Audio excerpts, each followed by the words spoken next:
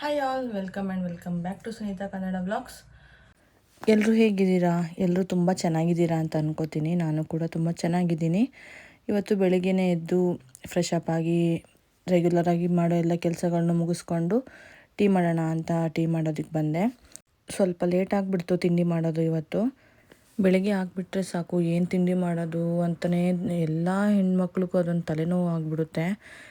ಅಂದರೆ ದೋಸೆ ಹಿಟ್ಟು ಅದು ಇದು ಎಲ್ಲ ಇದ್ದರೆ ಸುಮ್ಮನೆ ದೋಸೆ ಹಾಕ್ಬಿಟ್ರೆ ಮುಗ್ದೋಗುತ್ತೆ. ಆದರೆ ಇಲ್ಲ, ಅದೇನಾದರೂ ಇಲ್ಲ ಅಂತಂದರೆ ಮಾತ್ರ ಯಪ್ಪ ಏನು ತಿಂಡಿ ಮಾಡೋದು, ಬರೀ ಚಿತ್ರಾನ್ನ ಪುಳಿಯೋಗರೆ ಅದನ್ನೇ ಮಾಡಿ ಮಾಡಿ ಮಾಡಿ ಬೇಜಾರಾಗ್ಬಿಡುತ್ತೆ. ನಂಗೆ ಹೆಂಗೂ ನಮ್ಮ ಅಮ್ಮ ಇದ್ರಲ್ಲ, ನಮ್ಮ ಅಮ್ಮ ಅವಲಕ್ಕಿನ ತುಂಬ ಚೆನ್ನಾಗಿ ಮಾಡ್ತಾರೆ. ಹಾಗಾಗಿ ಅವ್ರ ಕೈಯಲ್ಲಿ ಅವಲಕ್ಕಿ ಮಾಡಿಸ್ಕೊಳ್ಳೋಣ ಅಂತ ನಾನು ಅನ್ಕೋತಾ ಇದ್ದೆ. ಹಾಗೆ ನಮ್ಮ ಯಜಮಾನ್ರಿಗೆ ಸ್ವಲ್ಪ ಹಸುವಾಗ್ತಾಯಿತ್ತು, ಅದಕ್ಕೆ ಏನಾನ ತಿನ್ನೋದಕ್ಕೆ ಸಿಗುತ್ತಾ ಅಂತ ಹುಡುಕ್ತಾ ಇದ್ದರು. ಅವ್ರಿಗೆ ಬೆಳಗ್ಗೆ ಬೇಗ ಎಚ್ಚರ ಆಗುತ್ತೆ, ಹಾಗಾಗಿ ಎದ್ದ ಕೂಡಲೇ ಒಂದು ಸ್ವಲ್ಪ ಹೊತ್ತು ಆದಮೇಲೆ ಹಸು ಆಗ್ತಾ ಇರುತ್ತೆ. ಸ್ನಾನ ಮಾಡಲಿ ಸರಿ, ತಲೆ ಸ್ನಾನ ಏನ್ಬೇಡ, ಅದು ಇದೈತಲ್ಲ ಕೈಲಿ ಹಾಕಿರೋದು ಅದು ಏನಾಗಲ್ಲ. ಮುಚ್ಚಳ ಮುಚ್ಚಿ ಅಲ್ಲ, ಕೆಳಗೆ ಹೋಗಿ ಕೆಳ್ಕೊಂಡು ಇವಾಗ ಬೆಳಗ್ಗೆ ಹೋಗ್ಬಿಟ್ಟು ಮಧ್ಯಾಹ್ನ ಬಂದು ಮಾಡಿ ಹೋಗ್ಬಿಡು. ಸ್ನಾನ ಮಾಡ್ತೀನಿ.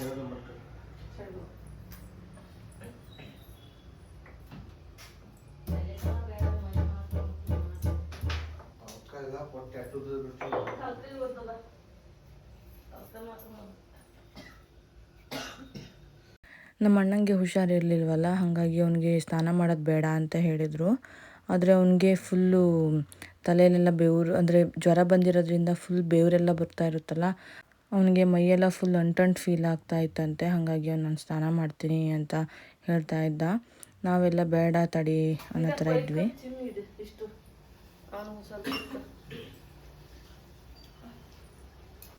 ನಾನು ಆಗಲೇ ಹೇಳ್ದಂಗೆ ನನಗೆ ನಮ್ಮಮ್ಮ ಅವಲಕ್ಕಿ ಮಾಡ್ತಾರಲ್ಲ ತುಂಬ ಇಷ್ಟ ಆಗುತ್ತೆ. ಈ ಕಡೆ ಬಂದ ಮೇಲೇ ನನಗೆ ಗೊತ್ತಾಗಿದ್ದು ಅವಲಕ್ಕಿಲಿ ದಪ್ಪ ಅವಲಕ್ಕಿ ಕೂಡ ಬರುತ್ತೆ ಅಂತ. ನಮ್ಮ ಕಡೆ ಎಲ್ಲ ಪೇಪರ್ ಅವಲಕ್ಕಿ ಮಾಡ್ತಾರೆ. ನಮ್ಮಮ್ಮ ಯಾವತ್ತಿಗೂ ಅದನ್ನೇ ಮಾಡಿ ಕೊಟ್ಟಿರೋದು ನನಗೆ. ಸೊ ಹಾಗಾಗಿ ನನಗೆ ದಪ್ಪ ಅವಲಕ್ಕಿ ಬಗ್ಗೆ ಐಡಿಯಾ ಇರಲಿಲ್ಲ. ಇಲ್ಲಿಗೆ ಬಂದ ಮೇಲೇ ಅದರದ್ದು ಐಡಿಯಾ ಗೊತ್ತಾಗಿದ್ದು. ನನಗೆ ದಪ್ಪ ಅವಲಕ್ಕಿ ಹೆಂಗೆ ಅಂದರೆ ರೈಸ್ ತಿಂದಂಗೆ ಇರುತ್ತೆ ಅದು ನೆಂದರೆ, ಹಾಗಾಗಿ ನಂಗೆ ಅದಷ್ಟು ಇಷ್ಟ ಆಗೋಲ್ಲ. ಪೇಪರ್ ಅವಲಕ್ಕಿಲಿ ಅವಲಕ್ಕಿ ಮಾಡ್ಕೊಂಡ್ರೆ ಮಾತ್ರ ನನಗೆ ತುಂಬ ಇಷ್ಟ ಆಗುತ್ತೆ ತಿನ್ನೋದಕ್ಕೆ.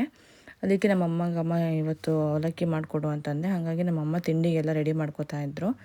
ನೀವು ಒಂದ್ಸಲ ಈ ಥರ ಅವಲಕ್ಕಿ ಟ್ರೈ ಮಾಡ್ಕೊಂಡು ನೋಡಿ, ತುಂಬ ಚೆನ್ನಾಗಿರುತ್ತೆ. ತುಂಬ ಈಸಿ ಕೂಡ, ಬೇಗನೂ ಆಗುತ್ತೆ, ಟೇಸ್ಟು ಕೂಡ ತುಂಬ ಚೆನ್ನಾಗಿರುತ್ತೆ. ಒಂದು ಟೊಮೆಟೊ, ಒಂದು ಈರುಳ್ಳಿ, ಖಾರಕ್ಕೆ ಎಷ್ಟು ಬೇಕೋ ಅಷ್ಟು ಹಸಿರು ಮೆಣಸಿನ್ಕಾಯಿ, ಒಂದಿಷ್ಟು ಕೊತ್ತಂಬರಿ ಸೊಪ್ಪನ್ನ ಕಟ್ ಮಾಡ್ಕೋಬೇಕು. ನೆಕ್ಸ್ಟು ಒಗ್ಗರಣೆಗೆ ಬೇಕಾಗಿರೋ ಐಟಮ್ಸು ಅಂದರೆ ಕರಿಬೇವಿನ ಸೊಪ್ಪು, ಜೀರಿಗೆ, ಸಾಸಿವೆ ಅಂಥವು. ಇದಕ್ಕೆ ಮೇಯ್ನ್ ಟೇಸ್ಟ್ ಬಂದುಬಿಟ್ಟು ಪುಟಾಣಿ ಬರುತ್ತಲ್ಲ, ಪುಟಾಣಿನ ಸ್ವಲ್ಪ ಗ್ರೈಂಡ್ ಮಾಡ್ಕೋಬೇಕು, ಸ್ವಲ್ಪ ಪೌಡ್ರ್ ಮಾಡ್ಕೋಬೇಕು. ಅದನ್ನು ಲಾಸ್ಟಲ್ಲಿ ಆ್ಯಡ್ ಮಾಡ್ಕೋಬೇಕು, ತುಂಬ ಚೆನ್ನಾಗಿರುತ್ತೆ ಫ್ಲೇವರು ಅಂತ.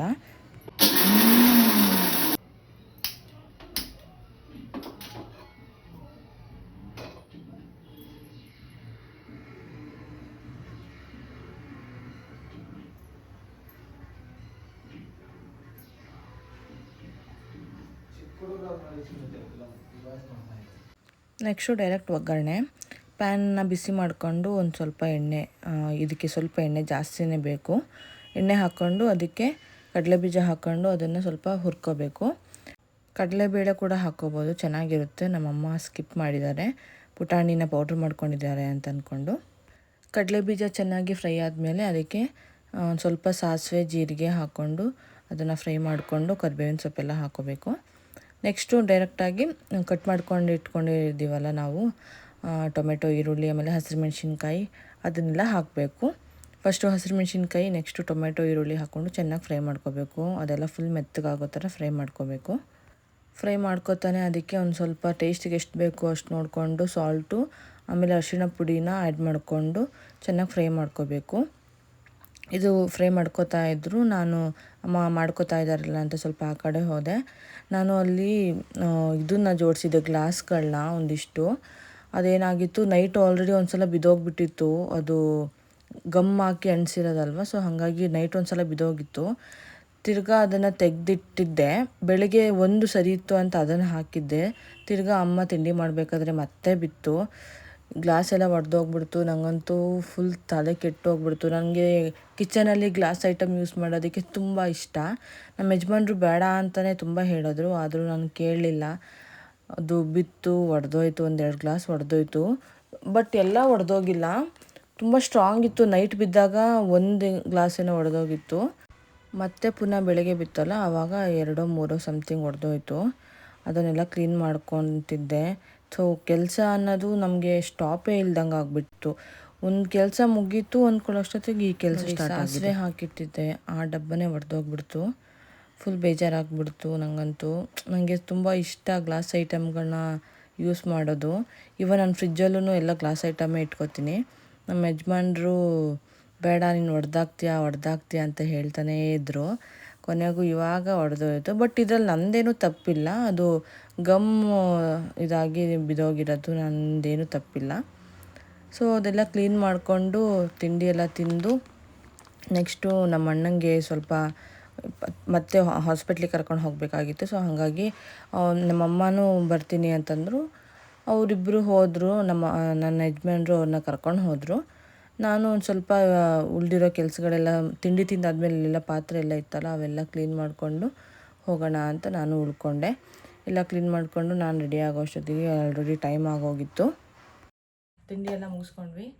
ಇವಾಗ ಆಚೆ ಹೋಗಬೇಕು. ನಮ್ಮ ಅಣ್ಣಂಗೆ ವಾಪಸ್ ಇಂಜೆಕ್ಷನ್ ಏನೋ ಹಾಕ್ತಾ ಇದ್ದಾರೆ. ಸೊ ಅವನಿಗೆ ಇಂಜೆಕ್ಷನ್ ಹಾಕಿಸ್ಕೊಂಡು ಹಾಗೆ ನಮ್ಮಮ್ಮ ಯಾಕೋ ಸಿಕ್ಕಾಪಟ್ಟೆ ಬ್ಯಾಕ್ ಪೇನ್ ಅಂತ ಹೇಳ್ತಾಯಿದ್ರು. ಸೊ ಹಾಗಾಗಿ ಅವರನ್ನು ಸ್ವಲ್ಪ ತೋರಿಸ್ಬೇಕು.